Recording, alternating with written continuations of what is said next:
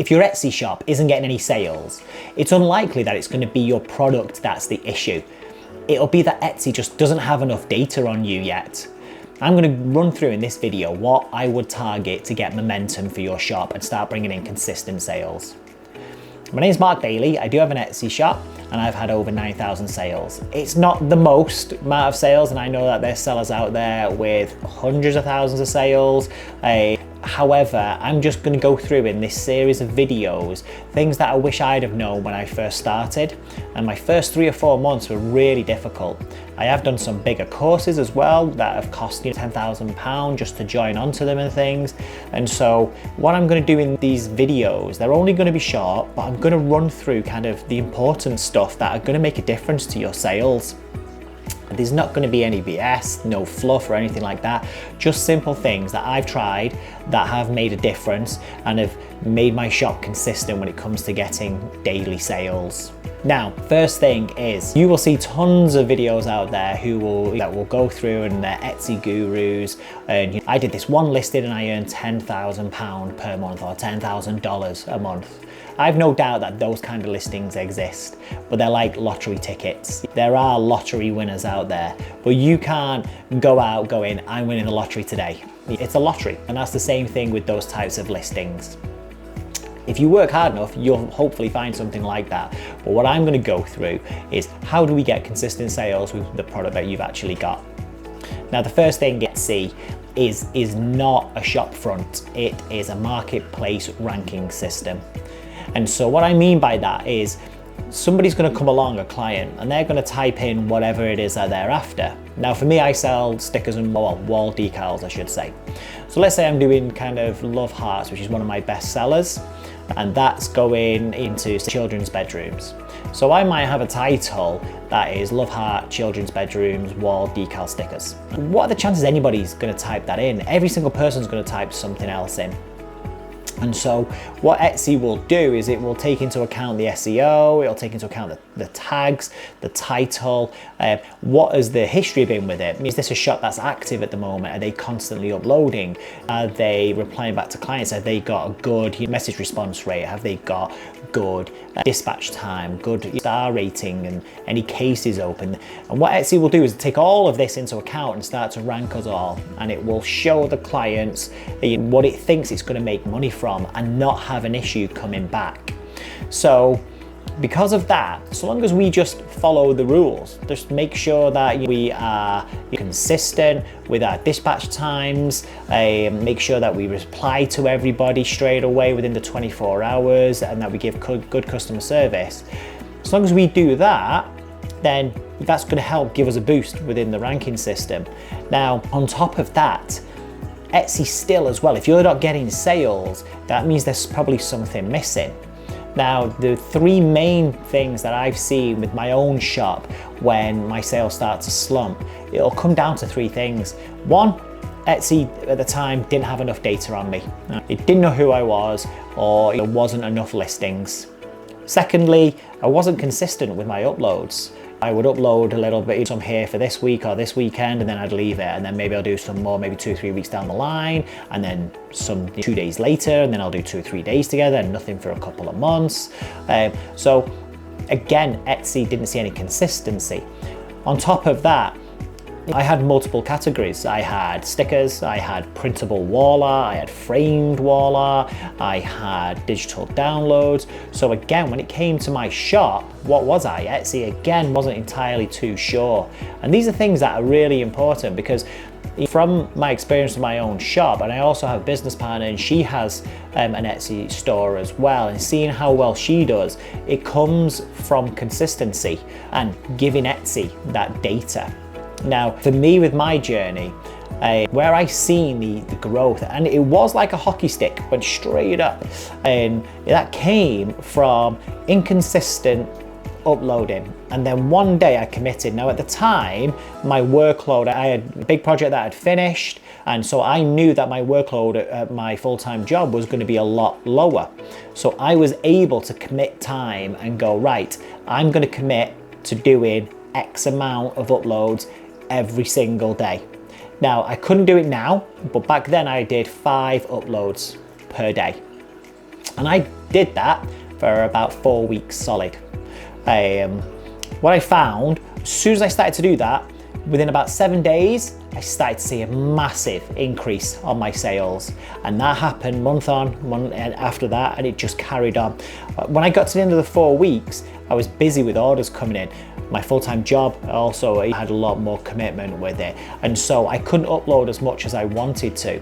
But I carried on and I was consistent, and I would upload a new design every single day without fail, because I wanted this to succeed. So one of the things I would kind of focus on is, first of all, you need to upload more. Now, there's not, as far as I can tell, a golden number that you need to hit. There's a lot of videos out there saying you just need to hit 100 listings and Etsy will explode for you. And I don't think that's what makes you explode, having the 100 listings. I've seen some shops, well, my shop right now only has 66 listings, which I'm going to come on to in a second, but it was the consistency of me uploading. Etsy rewards activity. So for you, the first thing I would do is commit an amount of time where you can upload new listings. Now, if you make handmade products, I would have a look and go, what can you tweak, what can you change, what can you customize to be able to have a variation of that product, just so you can keep consistently uploading. And the idea with this is that you don't have to do this forever, but I would commit 7 days now, and I would choose a number that you can cope with and upload that many every single day for 7 days. And I promise you, at the end of the 7 days, you will see an increase in sales starting to come through. After that point, my advice is, if you could do it for that and you can carry on doing it, keep doing it as long as you possibly can. Now, that's the consistency side of it, and that's also going to give Etsy data on you, because the more listings you've got, the more it can show to people and start to figure out which audience is going to respond well and purchase your items. And that's the main thing. Now, you don't have to be the cheapest. I'll be honest with you, my stickers are one of the most expensive on Etsy. However, there is a market for everything. So I wouldn't go down the price route. You don't need to be the cheapest on there. Sometimes as well, when you are the cheapest, you will have a part of the market that will go, I don't know, you get what you pay for, so I'll go for something else. So I'm not saying price it completely out of the ballpark, but choose the pricing that works for you and don't be scared of putting that out there. Now, the next thing I would do is, you've covered giving Etsy consistency, giving it more products for it to promote and push for you. Etsy wants to make sales, wants to sell your items to people. Now, the audience on Etsy is amazing. It's absolutely massive, especially if you can ship worldwide as well, which if you do, my advice is definitely do it tracked. So if you do that, then you're covered by the Etsy Buyer's Protection Program, which is great, because if something gets lost in transit, which it will do from time to time, so long as you've got tracking with it, you'll be covered on that. So any sort of refunds that happen won't come out of your account. So Etsy will protect you and the buyer as well. So definitely send it tracked. Now, Etsy's going to have more listings, it's going to show your products more, and it's going to get data on you. The next thing is declutter your shop. So this was a scary moment for me, but I'm talking from experience. I took away my digitals.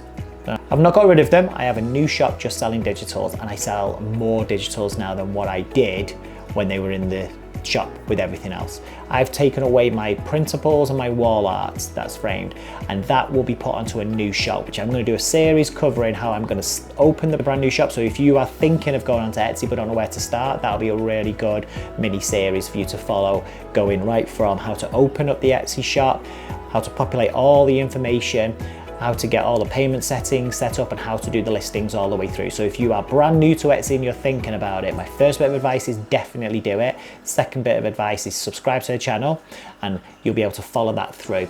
If you give me a comment as well and let me know that you're interested in that, I will make sure that I do that mini series a lot sooner. And so what I would do is pick one category for your products. Now, there'll be some shops, like my business partner, she will have birthday crowns, she will have baby outfits and tiaras and headbands and things, but that's her shop. So for her, she has a brand which she's built up, which works very well, but she did have digitals on there. Again, she's taken those away and put them into a separate shop. So when I say pick one category, I genuinely would just choose the one category. So if you did do, say, birthday crowns, I'd just choose that one category, commit to it for 7 days, and commit to a certain number that you can comfortably upload, and off you go. Now, do that.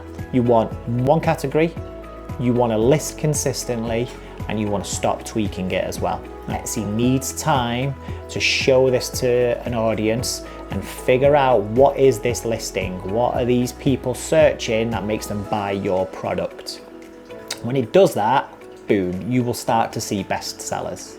Now, one bit of advice, if you watch my other videos, I go on about how my shop was doing 40,000 a year. I then went on this big 10 grand course, implemented the stuff that was taught to me, and it nearly killed my shop. I dropped all the way down to 28,000. I've got it back up now, which is great. However, I did duplicate listings.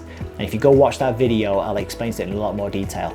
Don't duplicate your listings with, say, just different pictures. I've seen a lot of gurus say that. In my experience, that nearly killed my shop. It took away all my best sellers as well. I still sold the same amount of that product. However, it was diluted across multiple listings with different thumbnails, but it was the same product.